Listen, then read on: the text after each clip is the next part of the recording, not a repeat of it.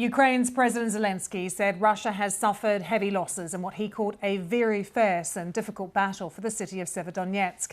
In his nightly televised broadcast, he said in many respects the fate of the Donbas region of eastern Ukraine was being decided there. The regional governor says Russian forces now control most of the city, with Ukrainian fighters only in control of the industrial areas on the outskirts of Severodonetsk. Our correspondent Joe Inwood is in Kyiv and has more now on why this is such a strategically important city. This is a city, this is the current focal point of Russia's invasion. This is where they're putting all of their troops, their artillery, their armour into the Donbas region.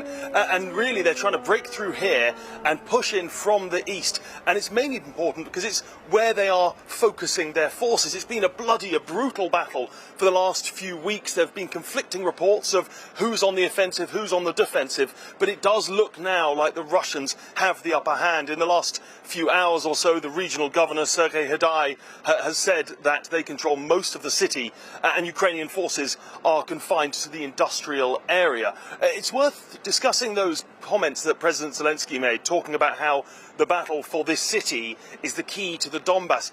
I don't know if he's talking there strategically or symbolically, because it is symbolically an important city, but actually you do have another defensive position, the city of Lysychansk, just a mile or so away on much higher ground, and with the river Seversky Donets running between the two.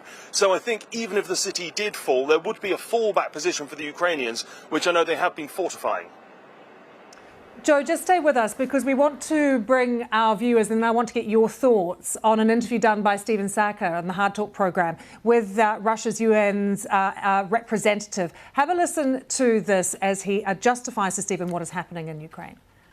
Nobody promised to deliver it in 3 or 7 days, as some pundits are saying now, that the Russian special military operation stalled and is not progressing at the pace that was initially envisaged. But the progress is being made, that's clear. One of the reasons of the so-called slow pace is that we are not targeting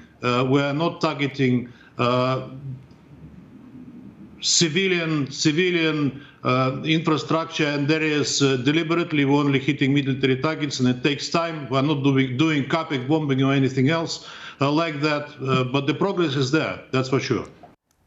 We are not targeting civilian infrastructure, he says. I'm sure that is something that every Ukrainian would refute.